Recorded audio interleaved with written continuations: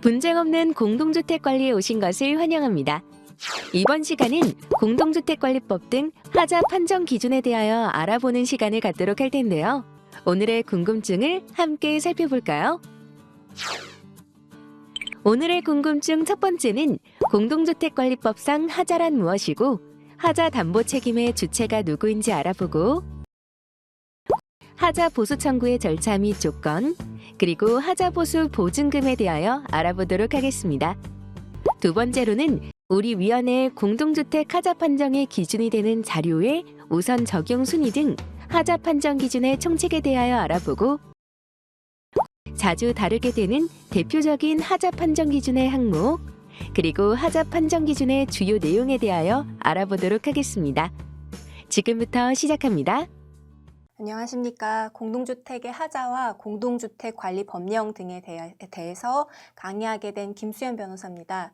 이번 강의에서는 공동주택관리법에 따른 하자란 무엇인지, 그에 따른 하자 담보 책임과 보수 청구 절차는 어떻게 되는지, 하자 보수 보존금은 어떻게 청구해서 사용할 수 있는지, 하자심사분쟁조정위원회에서 공동주택의 하자를 판정하는 구체적인 기준은 무엇인지 살펴보도록 하겠습니다.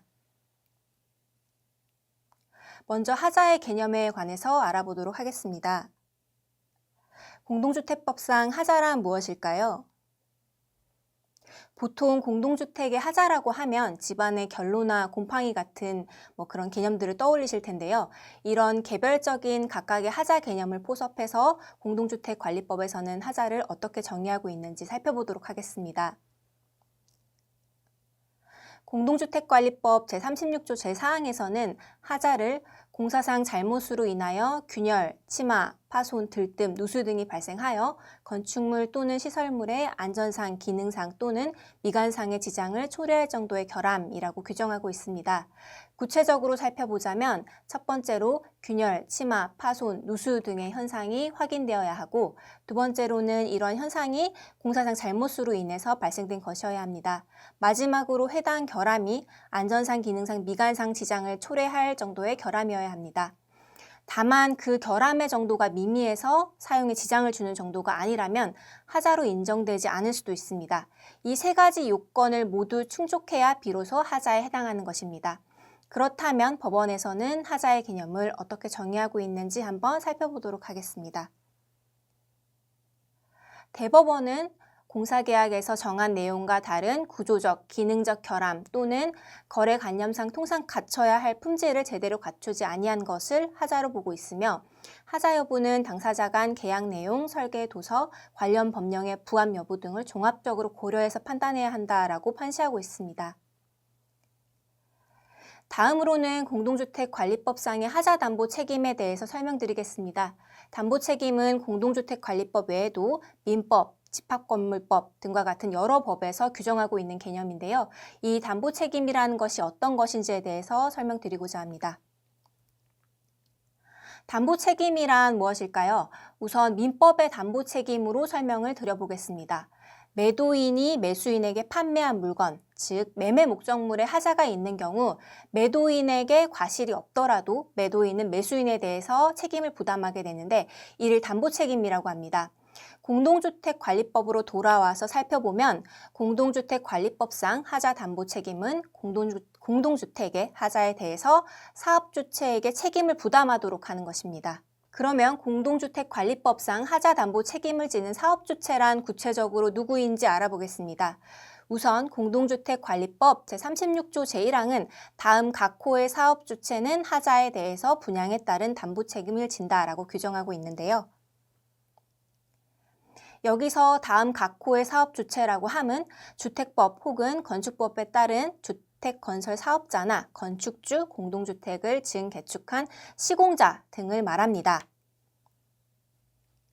주의 깊게 보셔야 할 점은 공동주택관리법 제36조 외에도 공동주택관리법 제37조 제1항에서 분양에 따른 담보 책임과는 별개로 담보 책임을 부담하도록 하고 있다는 점입니다. 살펴보면 제36조 제1항에 따른 사업주체로부터 건설공사를 일괄 도급받아 건설공사를 수행한 자가 따로 있는 경우에는 그 자를 말한다라고 규정하고 있습니다. 그렇다면 저희 위원회에 사건을 신청하실 때 하자 보수를 청구해야 하는 상대방인 그 피신청인으로 분양자인 시행자를 지정해야 할지 혹은 일괄도급받아 시공한 시공자를 지정해야 할지 고민이 되실 수 있을 것 같습니다. 위원회에서는 앞서 말씀드린 바와 같이 공동주택관리법 제36조 제1항과 제37조 제1항의 사업주체에 시행자와 시공자가 모두 해당한다고 보고 양측에 모두 하자 보수 의무가 있다고 판단하고 있습니다. 다만 시공자에 대한 손해배상 책임은 일부 제한될 수 있습니다. 이는 집합건물법에서 시행자가 파산이나 무자력 등으로 손해배상 책임을 질 수 없는 경우에만 시공자가 책임을 진다고 규정하고 있기 때문입니다.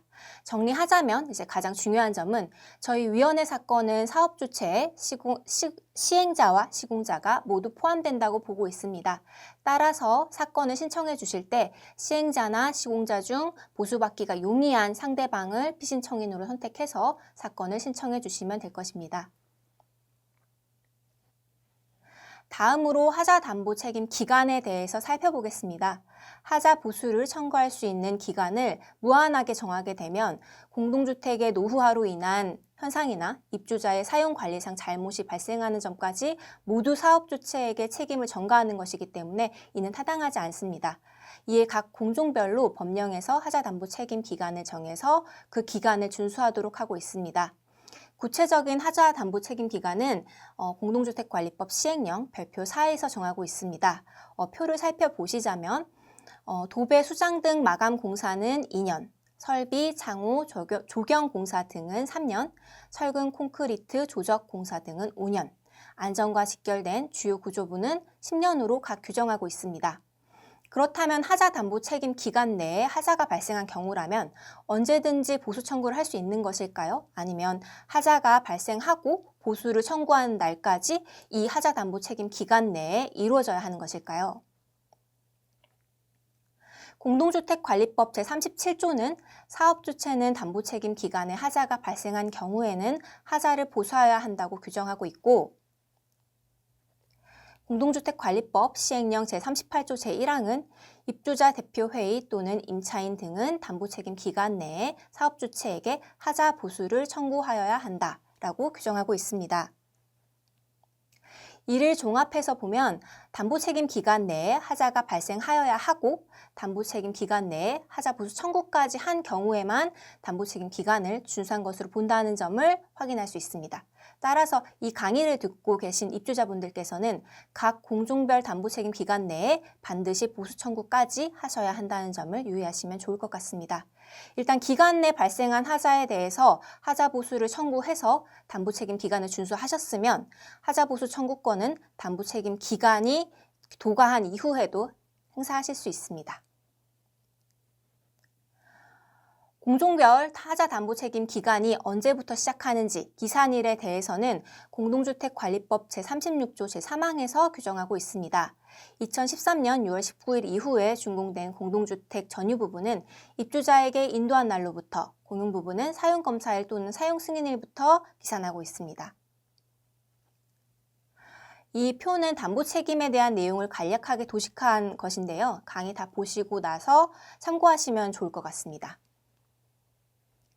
다음으로는 하자 보수 청구 절차에 관해서 설명드리도록 하겠습니다. 하자는 세대 내에서 발생하기도 하고 입주자들이 공동으로 사용하는 부분에서 발생하기도 하는데요. 전유 부분과 공용 부분이 무엇인지 먼저 살펴보겠습니다. 보통 세대 내에서 배타적 독립적으로 사용하는 부위에 발생하는 하자를 전유 부분 하자, 공동으로 이용하는 놀이터, 엘리베이터 등과 같은 부위에 발생하는 하자를 공용 부분 하자라고 합니다. 전유 부분인지 공용 부분인지 애매할 수도 있는데 이때는 각 공동주택의 공동주택관리규약 등을 확인해 보셔야 합니다. 이러한 전유 부분 및 공용 부분 하자 보수를 청구할 수 있는 자는 시행령 제38조 제2항에서 구체적으로 규정하고 있습니다. 전유 부분에 대한 하자 보수 청구는 세대 소유권자인 입주자가 할 수 있습니다. 공용 부분의 경우에는 세대수가 150세대 이상인 공동주택의 경우 입주자 대표회의가, 150세대 미만인 경우에는 집합법률법상 관리단이 하자 보수를 청구할 수 있습니다. 관리사무소장이 하자 보수를 청구하려는 경우에는 입주자 대표회의에서 선임한 관리사무소장에 해당하는 자가 입주자나 입주자 대표회의를 대행해서 행사하는 것이어야 합니다. 앞에서 말씀드린 내용을 정리하면 표와 같습니다. 전유 부분의 경우에는 입주자가, 공용 부분의 경우에는 입주자 대표회의와 관리단위, 그리고 관리 주체인 관리소장의 경우에는 입주자나 입주자 대표회의를 대행해서 보수 청구를 할 수 있습니다. 그렇다면 하자 보수를 청구할 수 있는 권리를 가진 자가 어떻게 청구를 해야 하는지 궁금하실 텐데요. 결론부터 말씀드리자면 방식에 대한 구체적인 규정이나 양식은 없습니다. 다만 하자 보수를 청구하는 청구자가 누군지, 보수 의무가 있는 상대방은 누군지, 하자가 발생한 사진이나 동영상 등의 증거 자료와 어떤 부위에 어떤 현상이 몇 년, 몇 월, 며칠에 발생했다라는 것을 특정하여 기재한 결함 현상 등을 필수적으로 작성해 주시는 것이 좋습니다. 또한 구두로 보수 청구를 한다면 향후에 분쟁이 발생했을 경우에 보수 청구 이력에 관한 입증이 어렵기 때문에 내용 증명을 발송하는 방법으로 하자 보수 청구해 두신다면 추후에 문서의 내용이나 발송 시기를 입증하시기가 용이할 것입니다. 공용 부분에 대한 하자 보수 청구 정리가 잘 된 케이스가 있어서 보여드리려고 가져와 봤는데요. 한번 화면을 보시면 관리사무소장이 입주자들을 대행해서 사업주체에게 청구를 한 사건인데 주요 문제점도 잘 정리해서 작성을 했고 엑셀표로 하자 부위와 현상을 자세하게 기재해서 위원회에서 해당 사건이 접수되었을 때 사건을 효율적으로 빠르게 처리할 수 있었습니다. 여러분들도 참고하셔서 보수 청구할 때 도움을 받으셨으면 좋겠습니다. 지금까지 말씀드린 대로 사업주체에게 하자 보수를 청구했다면 사업주체는 원칙적으로 공동주택관리법 시행령 제38조 제3항에 따라 하자 보수를 청구받은 날로부터 15일 이내에 보수 절차를 이행하거나 하자 보수 계획을 서면으로 통보해 주어야 합니다. 그런데 사업주체가 하자 보수를 위한 아무런 행동도 하지 않는다면 시장, 군수, 구청장 등 지자체장은 보수를 이행하지 않은 사업주체에게 시정명령을 부과할 수 있습니다. 해당 시정명령을 했음에도 불구하고 사업주체가 여전히 이행하지 않는 경우에는 과태료를 부과할 수 있도록 하고 있으니 이 점도 참조해 주시면 좋을 것 같습니다. 사업주체가 입주자 등의 하자 보수 요청에도 불구하고 하자를 보수하지 않는 경우 저희 국토교통부 하자심사 분쟁조정위원회에 하자심사 또는 분쟁조정이나 분쟁재정 등을 신청을 해서 하자 여부 등에 대한 판단을 받으실 수도 있습니다. 또한 입주자 대표 회의나 관리단이 보증보험사를 상대로 분쟁조정을 신청하여 하자 보수 보증금을 청구하실 수도 있습니다. 위원회에서 하자 판정을 했는데도 계속해서 사업주체가 보수를 해주지 않는다면 관할 지자체는 최대 1,000만 원 이하의 과태료를 부과할 수도 있습니다. 사업주체가 과태료 처분을 받는다고 해도 입주자 등에 대한 하자 보수 의무가 사라지는 것은 아니라는 점 역시 기억해 두셨으면 합니다. 다음으로는 하자 보수 보증금에 대해서 알아보도록 하겠습니다. 하자 보수 보증금은 사업주체의 하자 보수를 보증하기 위해서 예치해 두는 돈인데요. 이는 사업주체가 폐업하거나 경영이 어렵다는 이유 등으로 보수를 이행하지 않는 경우에 입주자를 보호하기 위한 금원입니다.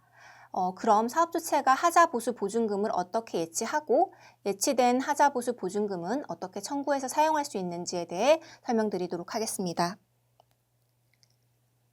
사업주체의 하자 보수 보증금 예치 의무는 공동주택관리법 제38조 제1항에 규정되어 있습니다. 살펴보면 사업주체는 하자 보수를 보장하기 위한 하자 보수 보증금을 예치해야 합니다. 다만 예외적으로 국가나 지자체, 한국토지주택공사, 보통 LH라고 이야기를 하죠. 그리고 서울주택도시공사, SH 등이 사업주체가 되는 경우에는 하자 보수 보증금 예치 의무가 면제됩니다. 사업주체는 금융기관에 예치를 하거나 하자보증보험에 가입하는 방법으로 하자보수금 보증서를 발급받을 수 있고 사용검사권자인 지자체에 사용검사를 신청할 때 이 하자보증서를 함께 제출해야 합니다. 앞서 말씀드린 바와 같이 사업주체는 은행에 하자보수 보증금을 예치하거나 보증보험에 가입할 수 있는데 통상 보증보험에 가입하는 사례가 대부분입니다. 하자보증보험에서 피보험자는 최초에는 사용검사권자인 지자체였다가 나중에는 입주자 대표회의나 관리단으로 변경이 됩니다. 이와 같이 명의가 변경된 이후에 현금 예치증서나 보증서를 공동주택 관리 주체에게 인계해야 되므로 보증서 관리자는 사업주체가 아니고 공동주택의 관리주체입니다. 그렇다면 하자보수 보증서의 인계 방법은 어떻게 될까요? 옛날에는 하자보수 보증서를 인계할 때 구청에 인계 신청을 해야 했습니다. 그러나 요즘은 보증보험 특기사항란에 피보험자의 권리는 사용검사권자에서 입주자 대표회의 또는 관리단으로 자동 승계된다라고 기재를 해두기 때문에 별도의 절차 없이도 인계가 가능하게 되었습니다. 또한 온라인으로 보험증권의 열람, 발급이 가능하도록 시스템상 구축이 되어 있어서 관할 지자체 홈페이지에서 보험 증서를 다운로드 받으실 수도 있습니다. 보증서 예시입니다. 여기 보시면 피보험자가 사용검사권자인 서초구청장으로 되어 있는데 특기사항란에 자동으로 권리가 입주자 대표회의나 관리단에 승계된다라고 기재되어 있는 것을 확인하실 수 있습니다. 서초구청 홈페이지의 예시입니다. 해당 공동주택의 주소 등을 알고 계신다면 하자보증보험증권의 열람과 발급을 쉽게 하실 수 있습니다. 이러한 하자보수 보증금을 청구할 수 있는 청구권자는 누굴까요? 앞서 하자보수 보험 계약에서 보험금을 지급받을 자인 피보험자가 입주자 대표회의나 관리단이 된다고 말씀드렸었는데요. 따라서 입주자 대표회의나 관리단이 보증금을 청구할 수 있는 청구권자에 해당합니다. 그렇다면 어떤 경우에 입주자 대표회의가, 어떤 경우에 관리단이 청구권자가 될 수 있을까요? 세대가 150세대 이상으로 승강기가 있거나 중앙집중 난방 방식의 공동주택 같은 경우에는 의무관리 대상 공동주택으로 분류가 되는데 이 경우 입주자 대표회의가 청구를 하셔야 합니다. 그리고 150세대 미만의 비의무관리 대상 공동주택의 경우에는 집합건물법상 관리단이 청구를 해주셔야 합니다. 하자보수 보증금의 청구권자는 살펴본 것처럼 입주자 대표회의나 관리단이기 때문에 각 세대에서 개별적으로 하자보수 보증금을 청구하실 수 없다는 점을 유의하셔야 합니다. 따라서 각 세대의 전유부분 하자와 공용부분 하자를 모두 취합해서 관리단이나 입주자 대표회의가 청구하는 것이 효율적입니다. 하자보수 보증금을 청구해서 지급받은 하자보수 보증금은 용도 외로 사용이 금지됩니다. 입주자 대표회의나 관리단은 보험사로부터 지급받은 하자보수 보증금을 반드시 하자보수 비용 등 용도에 맞게 사용해야 하고 그 외 용도로 사용한 경우에는 2천만 원 이하의 과태료를 부과할 수 있습니다. 이는 입주자 대표회의나 관리단이 하자보수금을 함부로 사용하지 않도록 제재하는 수단이라고 생각하시면 될 것 같습니다. 이때 하자보수 보증금의 용도라고 함은 입주자 대표회의가 직접 보수하거나 제3자에게 보수하게 하는데 사용되는 경우로서 하자보수와 관련된 공동주택관리법 시행령 제43조 각 호의 경우를 말하는데요. 각 호의 내용을 한번 살펴보자면 하자분쟁조정위원회의 하자심사 과정에서 하자로 판정된 시설공사 등에 대한 하자보수 비용, 그리고 하자분쟁조정위원회에서 조정사건의 조정서 정본에 따른 하자보수 비용, 법원의 재판 결과에 따른 하자보수 비용 또는 하자진단업체의 진단 결과에 따른 하자보수 비용을 말합니다. 앞에서 말씀드린 것과 같이 하자보수 보증금을 청구해서 받으시는 경우 반드시 이러한 비용으로만 사용하셔야 하고 그 외의 용도로 사용하게 되면 과태료 부과 대상이 된다는 점을 유의해 주시기 바랍니다. 의무관리 대상 공동주택의 경우에는 보증금을 사용한 이후에 30일 이내에 사용 내역을 관할 지자체장에게 신고해야 하는데요. 국토교통부 유권 해석에 따르면 1회 사용할 때마다 신고를 하셔야 한다고 되어 있습니다. 그리고 위반 시에는 역시 과태료가 부과되기 때문에 주의하셔야 합니다. 마지막으로 공동주택의 하자 판정 기준이 무엇인지, 총칙 부분을 중심으로 살펴보겠습니다. 세부 공종별 하자 여부 판정 기준에 대해서는 사례 강의 시간을 참조해 주시기 바랍니다. 하자심사 분쟁조정위원회에서는 공동주택 하자의 조사, 보수 비용 산정 및 하자 판정 기준이라는 국토교통부 고시를 근거로 하자심사 및 분쟁 조정 등을 하고 있습니다. 고시 명칭이 길기 때문에 하자 판정 기준이라고 앞으로 지칭하도록 하겠습니다. 위원회는 이 하자 판정 및 건축법령 등의 위반 여부를 기준으로 해서 하자 여부 등을 판정하고 있으므로 이를 참조해 주시기 바랍니다. 하자 판정 기준에 의하면 하자 여부를 판정할 때 원칙적으로 사용검사 받은 설계도서를 기준으로 판정하도록 되어 있습니다. 그러나 사업주체가 입주자에게 광고를 했거나 분양 안내서 등을 제공하는 등 특별히 약정한 경우가 있다라고 판단되는 경우에는 이를 따를 수 있다라고 규정하고 있습니다. 만약 설계도서 등의 내용이 없거나 내용이 서로 일치하지 않는 경우에는 계약서나 견본주택 등 순서에 따라서 판정을 하도록 되어 있습니다. 방금 말씀드린 적용 순서 같은 경우에는 표와 같이 도식화해 있기 때문에 이를 참조해 주시기 바랍니다. 위원회에서 처리되는 사건을 살펴보면 실제로 설계도서에 내용이 없거나 설계도서들이 서로 일치하지 않는 경우가 많습니다. 따라서 각종 계약서나 공고 등 향후 하자 분쟁에 있어서 중요한 근거 자료가 될 수 있습니다.